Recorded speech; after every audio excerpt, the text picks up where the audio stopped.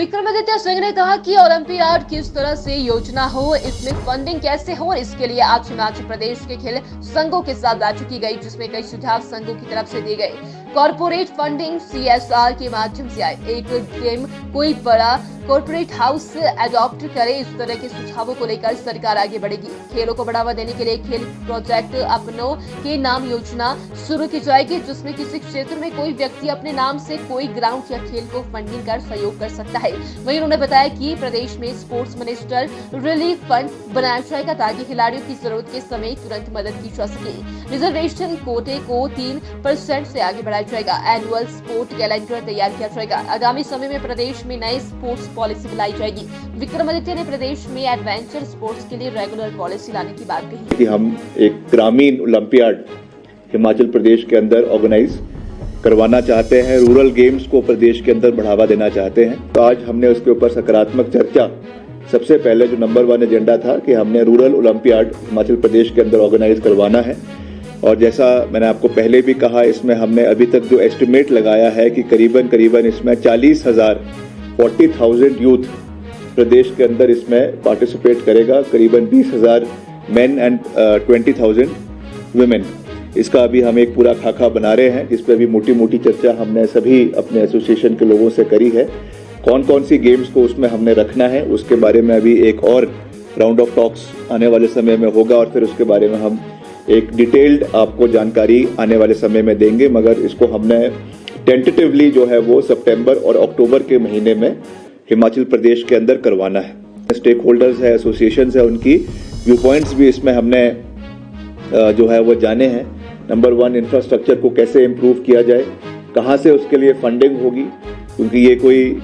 छिपी हुई बात नहीं है कि हम एक मुश्किल फाइनेंशियल दौर से गुजर रहे हैं। इसलिए किस तरीके से उसमें हम ज़्यादा से ज़्यादा फंडिंग CSR के माध्यम से करवा जा सके,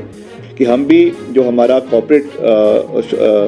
फंडिंग है CSR के माध्यम से हम इसके बारे में मुख्यमंत्री जी से भी बात करेंगे और एक इसको इम्प्लीमेंट करा जाएगा कि पर्टिकुलर गेम जो है, जितने भी हमारे यहाँ पे, चाहे हमारे सीमेंट के उद्योग खाने हैं, चाहे ऑटोमोबाइल का सेक्टर है, चाहे फार्मास्यूटिकल सेक्टर है, उसका हम एक पूरा खाका बनाएंगे और उसके माध्यम से एक गेम जो है, एक कॉर्पोरेट हाउस को जो है उनसे अडॉप्ट करने का निवेदन करेंगे, ताकि आने वाले समय में प्रोफेशनल तरीके से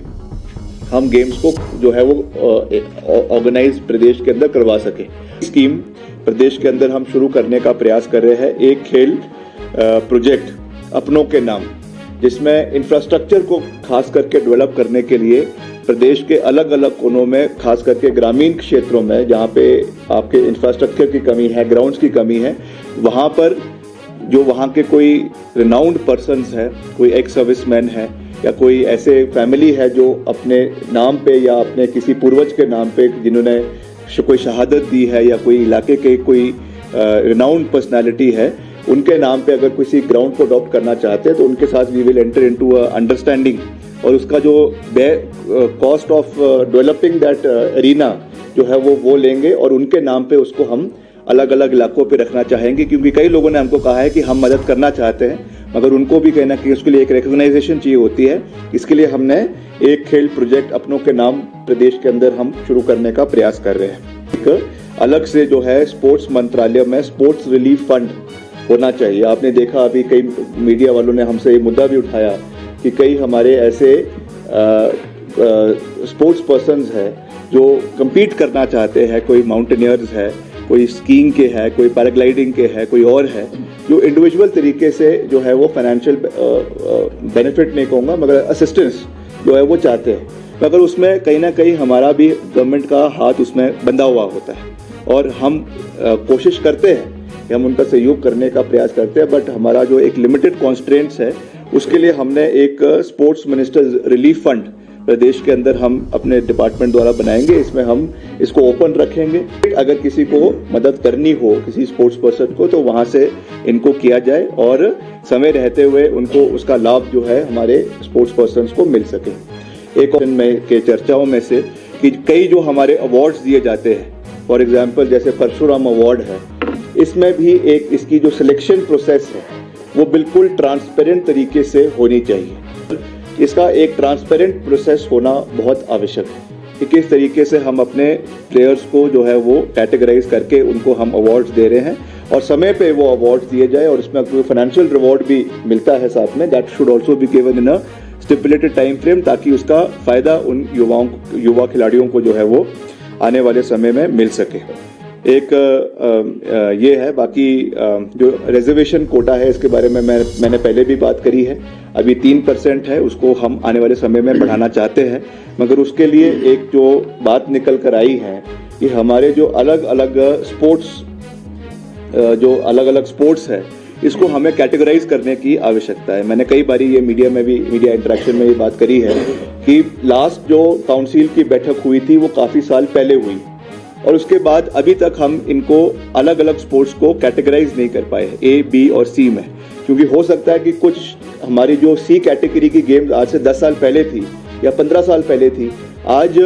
वही गेम्स अंतर्राष्ट्रीय स्तर पे या राष्ट्रीय स्तर पे सबसे ज़्यादा मेडल्स हिमाचल को या और राज्यों को ला रही है। इसलिए हमें इनकी स्पोर्ट्स काउंसिल की बैठक करके जल्द से जल्द इन गेम्स को कैटेगराइज करना है, ताकि जो सबसे ज़्यादा जिसपे हमको मेडल्स का स्कोप है या सबसे ज़्यादा जो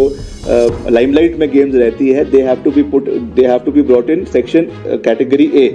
फिर से मैं एम्फेसिस दूंगा 2 पॉइंट्स पे जो आज इस मीटिंग से निकल कर आया है। एक तो जो हमारा रूरल ओलंपियाड हम प्रदेश के अंदर करने जा रहे हैं, क्योंकि पहले तो मैंने सिर्फ एक स्पोर्ट्स मिनिस्टर के रूप में ही वो बात करी थी और अब मैं कॉन्फिडेंस के साथ ये बात कह सकता हूं कि हम इसका पूरा एक रूपरेखा बनाएंगे और सितंबर-अक्टूबर के महीने में एक रूरल ओलंपियाड बहुत बड़े स्तर पे हिमाचल प्रदेश के अंदर करवाया जाएगा। अंत में, क्योंकि हम पारदर्शिता में,